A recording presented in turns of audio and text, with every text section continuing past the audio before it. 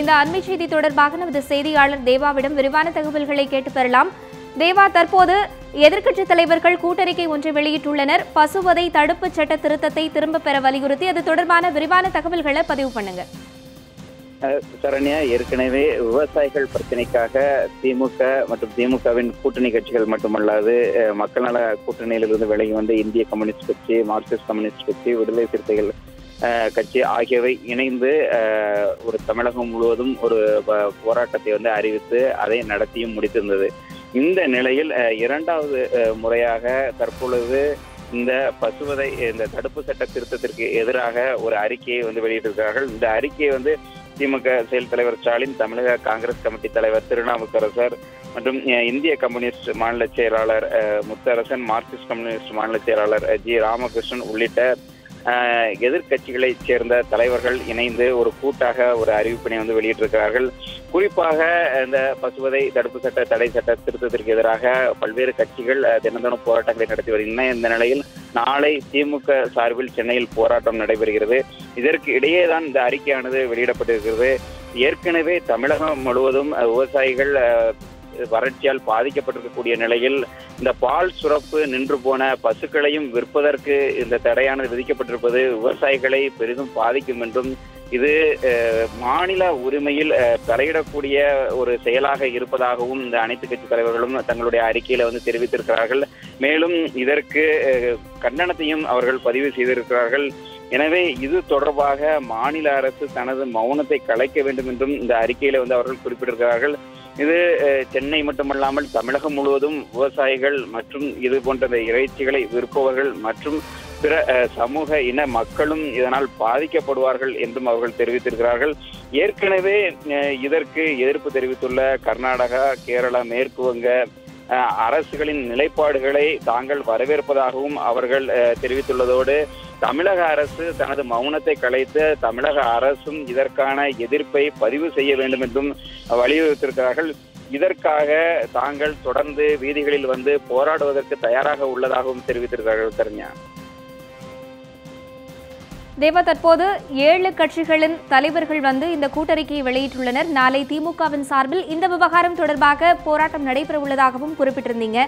இதனை அடுத்தவர்களின் அடுத்த கட்ட நடவடிக்கை என்னவாக இருக்கும்? இந்த விவகாரத்தில் மத்திய அமைச்சர் யாரேனும் சந்தித்து இது தொடர்பாக ஏதேனும் வலியுறுத்த இருக்கிறார்களா? அது தொடர்பான தகவல்கள் இருக்கா? சரண்யா, இதற்கு முன்பாக விவசாயிகள் பிரச்சனையின் போதும் தனித்தனியாக போராட்டங்கள் அறிக்கைகள் வெளியிட்டிருந்தாலும் அதற்கு அடுத்ததாக அனைவரும் ஒன்று கூடி பேசி ஒரு தமிழகம் முழுவதும் ஒரு பெரிய போராட்டத்தினை அவர்கள் நடத்தினார்கள். தற்பொழுதும் அது போன்ற நிலையில்தான் காணப்படுகிறது. அதாவது ஒவ்வொரு கட்சிகளும் தனித்தனியே தங்களுடைய எதிர்ப்புகளை பதிவு செய்த நிலையில் முதன் முறையாக தற்பொழுது இந்த விவகாரத்தில் அனைத்து கட்சி தலைவர்களும் இணைந்து ஒரு அறிக்கையை வெளியிட்டிருக்கிறார்கள்.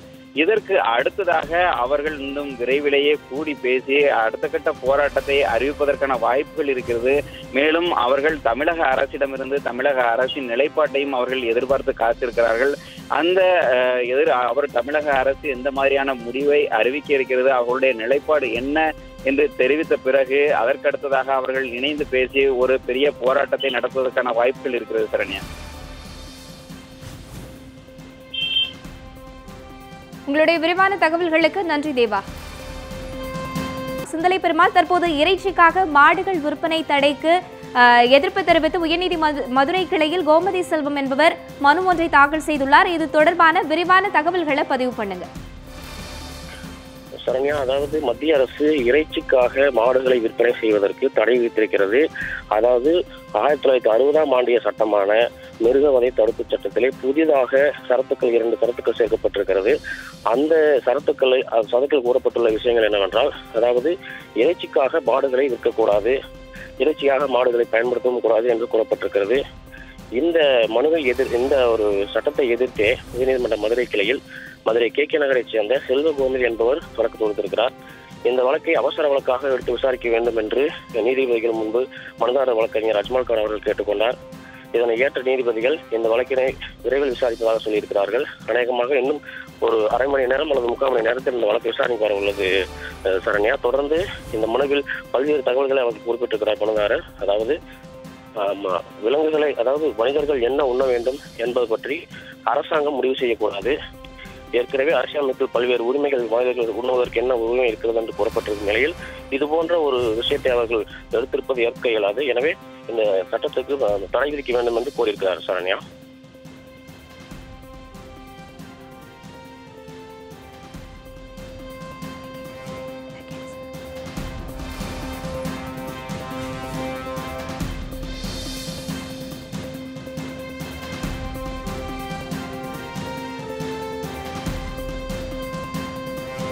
சிந்தலை பெருமாள், தற்போது மதுரையைச் சேர்ந்த கோமதி செல்வம் என்பவர் தாக்கல் செய்துள்ள இந்த மனுவில் என்னென்ன விஷயங்கள் முக்கியமாக குறிப்பிடப்பட்டிருக்கு அதனையும் பதிவு செய்யுங்கள்.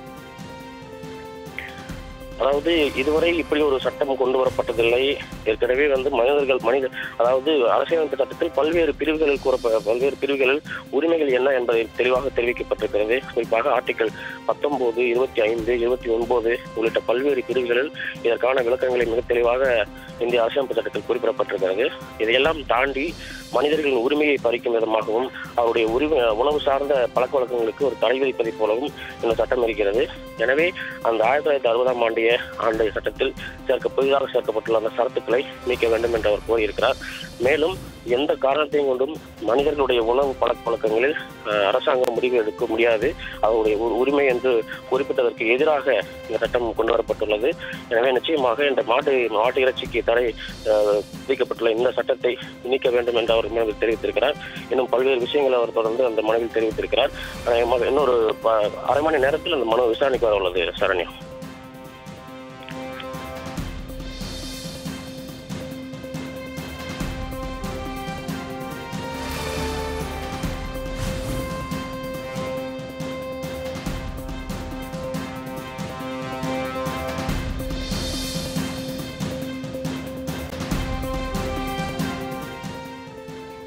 இறைச்சிக்காக மாடுகள் விற்பனைக்கு தடை விதித்து மத்திய அரசு உத்தரவிட்டிருந்தது. இதற்கு எதிர்ப்பு தெரிவித்து மதுரையைச் சேர்ந்தவர் தற்போது உயர்நீதிமன்ற மதுரை கிளையில் மனு ஒன்றை தாக்கல் செய்துள்ளார் என்பதை அண்மை செய்தியாக பார்த்தோம். இது தொடர்பாக உங்களுடைய விரிவான தகவல்களுக்கு நன்றி சிந்தலை பெருமாள்.